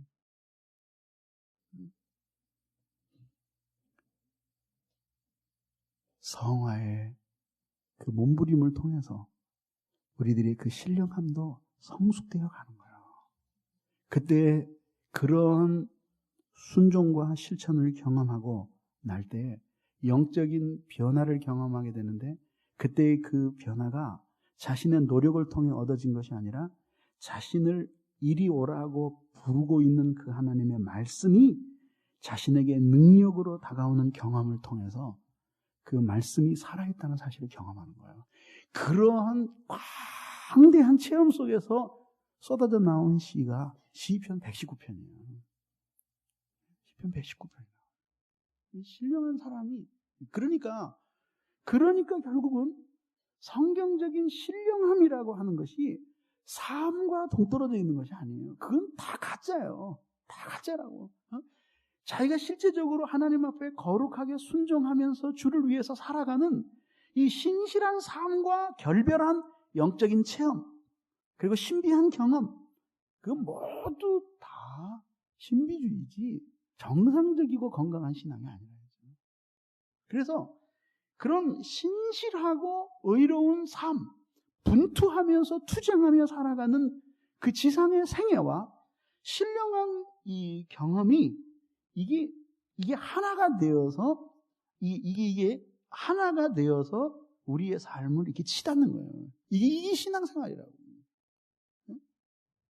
그러니까 역사와 동떨어진 교회의 영성, 그 역사와 동떨어진 교회 부흥운동, 이 다 쓸모없는 것들이고, 그리고 개인의 삶과 결별한 어떤 영적인 높은 경험, 이런 것들 모두 다 성경적인 영성이 아니라. 그러니까 그 속에서 이렇게 하나님 앞에 이런 방식으로 우리의 의의 근원이신 예수 그리스도를 찾고 추구하고 그분에게 가치를 두고 그분이 이루신 십자가의 사건의 자연 속에서 그 현재적인 경험이 자연되는 가운데서 살고 거기서 얻은 감화와 은혜와 능력을 통해서 매일매일 자신에게 하시는 그 말씀대로 살려고 분투하고 몸부림치며 거기서 하나님이 순종하며 살 수 있도록 주시는 그 능력을 경험하며 살아가는 그 사람의 삶이 계속 거룩해져 가는 거죠. 성장이 있는 거죠. 그리고 죄에 대한 끊임없는 승리가 경험돼요.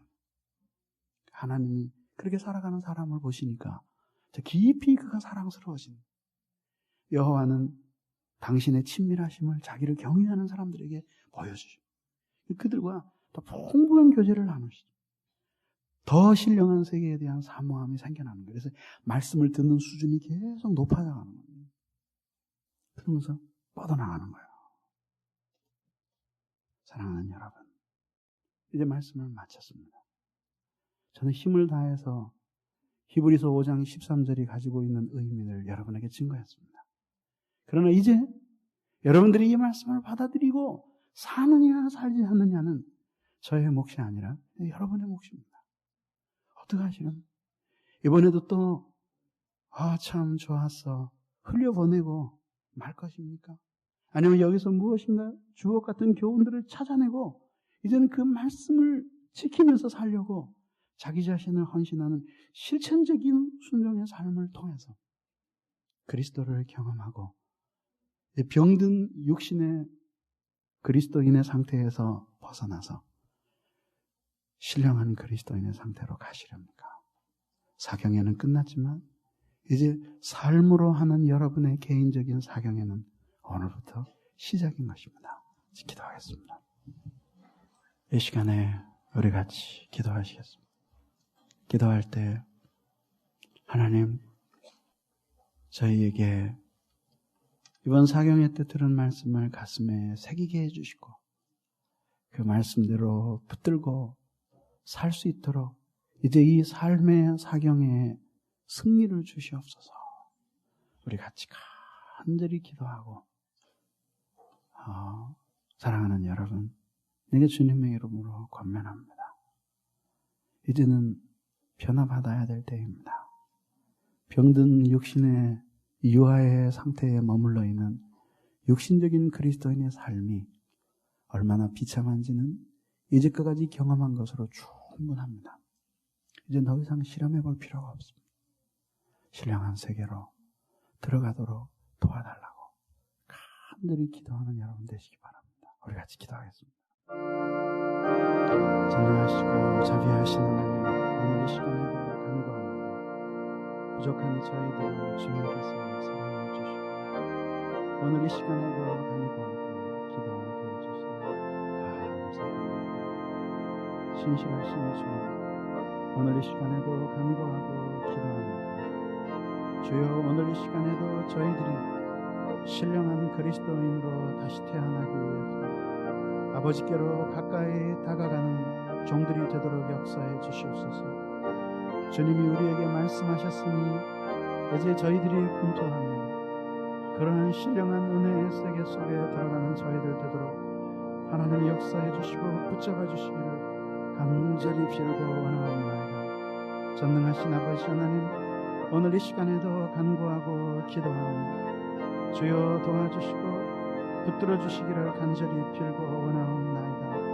하나님 아버지, 이 시간에도 간구하고 기도하오니 주여 도와주시고 우리들이 주님을 추구함으로써 거룩하고 신령한 사람들이 되어가도록 역사해 주시기를 간절히 빌고 원합니다. 오늘도 기도하는 사랑하는 어린 형제 자매들, 주의 성도들을 기억해 주시고 오늘도 이처럼 기도하는 사랑하는 저 종들이 전심으로 하나님을 찾고 추구하는 주의 종들이 되도록 하나님이 역사해 주시기를 간절히 빌고 원합니다. 신실하고 좋으신 아버지 하나님, 오늘 이 시간에도 간구하고 기도합니다. 아버지 하나님께서 역사해 주셔서 아버지 하나님의 크신 사랑과 은혜를 깨닫고 아버지 하나님이여 이제 옛사람과 결별하고 옛 육신에 속한 그리스도인의 삶을 청산할 수 있도록 주여 역사해 주시고 도와주시기를 간절히 빌고 원합니다. 전능하신 아버지 하나님, 이 시간에도 간구하고 기도하오니 주여 도와주시고 붙들어 주시기를 간절히 빌고 원하옵나이다. 전능하신 아버지 하나님, 이 시간에도 도와주시기를 간절히 빕니다. 그래서 저희들 모두 신령한 그리스도인이 되어서 아버지 하나님과 함께 동행하며 사는 성숙한 그리스도인이 되도록 역사해 주시기를 간절히 빌고 원합니다. 하나님 아버지, 죽어있는 상태에서 옮겨 생명의 상태로 옮아가도록 하나님 역사해 주시옵소서. 이제 사경회는 끝났지만 삶의 사경회를 계속하도록 도와주셔서 신령한 은혜의 진전이 있는 세계 속으로 들어가도록 하나님 역사해 주시고 붙잡아 주시기를 간절히 빌고 원하옵나이다. 자비하신 아버지 하나님, 오늘 이 시간에도 여기에 모인 사랑하는 모든 지체들에게 끊임없는 자극과 도전을 주셔서 이제 새롭게 깨달은 말씀을 붙들고 아버지 하나님이여 주님을 추구해가는 신령한 삶에 매진할 수 있도록 하나님 역사하여 주시고 도와주시기를 간절히 빌고 원하옵나이다. 하나님 아버지께서 이 시간에도 저희들에게 역사해 주시고 붙잡아 주시기를 간절히 기도드리옵고 원하옵나이다. 아버지 하나님이 역사해 주시고 은혜를 내려주시기를 간절히 빌고 원하옵나이다. 하나님 아버지 역사해 주시고 도와주시옵소서. 은혜를 내려 주시옵소서. 예수 그리스도의 이름으로 간절히 기도드리옵나이다. 아멘.